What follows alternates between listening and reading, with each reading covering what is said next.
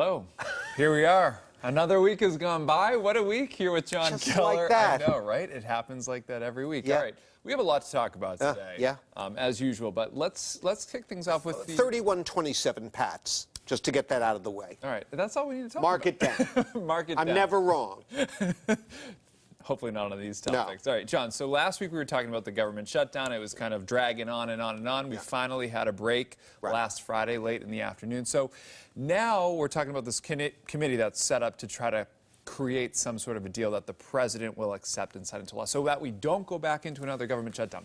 Where are we on this? What do you think is going to happen? A little more than 2 weeks till this current bill runs out, and there could be another shutdown. I mean, you put your finger on the core issue here is what will the president accept? What will he do? Don't forget, they had a deal that had been signed off on unanimously in the Senate way back at the start of the most recent shutdown. And then the president got some flack from Rush Limbaugh et al., and he bailed on it. So a couple of things that happened this week, Chris, that I think are telling. Most notably, Senate Majority Leader Mitch McKonnell is, after playing mum through the bulk of the first shutdown, is now speaking out and saying that he doesn't want a second shutdown. My sense is, from what the reading and I've been doing and from talking to people in Washington, is that this is a message to the president to say, look, you know, we can't go through this again. It's damaging to my members. It's been a political disaster and continues to be. You better get ready to accept the possibility of no wall money. Now, there's going to be border security money. Right. Democrats are acknowledging they're up for spending more money. They just don't want to spend it on Trump's beloved wall. Well, what's going to happen, I suspect, is a deal will come out that provides additional border security money. The president will claim, I got my wall money, whether that's true or not. The Democrats will say, no, you didn't, and everyone will move on, because the desired solution is reached of avoiding another shutdown. So that's my guess about what's coming out of this. But everything is so chaotic. The president and the White House are such a wild card. Who knows?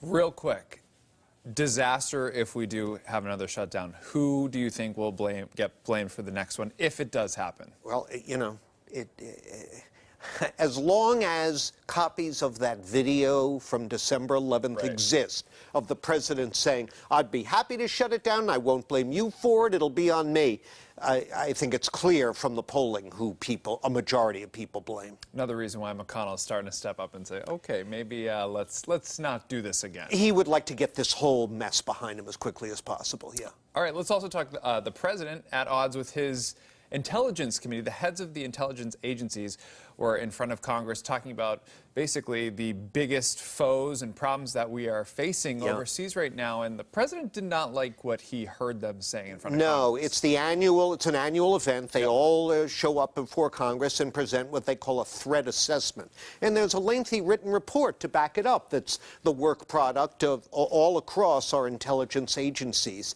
And they're emphasizing that you know, ISIS is not defeated. They remain a threat, even though their caliphate, the land that they seized, has been whittled down to almost nothing. That's contrary to what the president has been saying. They said that the Iranians have been in compliance with the now defunct nuclear deal, and no further action on that is necessary, and that, of course, angered the president. And the most notable omission was they didn't mention the southern border threat, which, according to the White House, is the most existential threat our country now faces.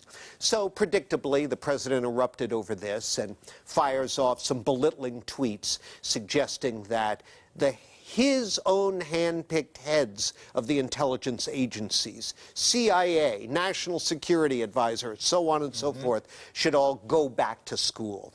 So this is more than the usual Trump-era Twitter spat, because our allies and our enemies are well aware of everything that's going on, and they're watching this, and they're seeing us in seeming disarray, and that presents both a cause for concern for our allies and a potential opportunity for our enemies. Hopefully it's all a bunch of noise signifying nothing, but a lot smarter people than me are looking at this and saying, set aside a lot of the other Trump-era stuff that happens. This is serious business because of the impact it could have on our relationships and our world standing. Yeah, all across the globe. Yeah. Foreign policy is But big. the president has his beliefs. He thinks he's right. He knows more than the generals, he told us. And that's the way it is. So it's going to have to be dealt with one way or the other. All right. And the last thing, let's talk about, obviously, 2020. It's not really early to talk about it anymore because we've had some actual candidates declare. Let's talk about Starbucks founder Howard Schultz. And he went on 60 Minutes, talked about, you know, if he were going to run, he would do it as an independent. Thoughts on this guy, billionaire, thinking about running? He's a billionaire. He's significantly to the right of some of the early Democratic candidates. He trashed Elizabeth Warren's surtax, 2% surtax on multi-millionaires. Said it was almost a socialist idea. Right. He went right for her on that. He trashed the proposal by Kamala Harris, Bernie Sanders, and others for replacing our healthcare system with Medicare for all. And, you know, those are not extreme positions, however you might disagree with them. Those are the kinds of positions that a moderate to conservative Democrat and certainly Republicans would take.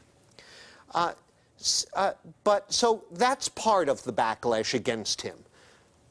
Leftist or left-leaning Democrats are not happy with him trashing some of their front and center ideas. But there's also, and I think it's a perfectly valid concern, fear that once again, as we saw Jill Stein do in the last election, as we saw Ralph Nader do in the 2000 election, as we saw Ross Perot do back in the 90s, that a well-funded or a well-publicized third party or independent candidate could draw off just enough votes in key states to give the election back to Donald Trump if he is indeed the Republican nominee in 2 years. No wonder there's been this firestorm. I don't blame Democrats and Trump haters for being upset. On the other hand, this is what the process is for. The rules are the rules, and they allow people with great personal wealth to jump in and make a splash like this. What I'm interested in seeing, not to be flip about it, Chris, is I assume Schultz is going to actually campaign in places where voters are and not just do it from TV studios. So I assume he's going to show up in New Hampshire at some point. And when he goes to New Hampshire, is he going to do what he should do, which is go into the nearest Dunkin' Donuts, buy a couple of big boxes of Joe and a couple of big flats of donuts and feed them to the press corps or whoever, you know? Or is he going to stick with the way he made all his dough and force Starbucks on people? And if you try to force New Englanders to drink Starbucks, while I know there are a lot of Starbucks fans who live here, I think you're heading for trouble. You better stick with DD. Yeah, I think so too. Especially if you're in New England. Yeah. All right, absolutely. we'll wait and see what happens, and we'll check in. We'll talk again next week, and we'll see where we stand with.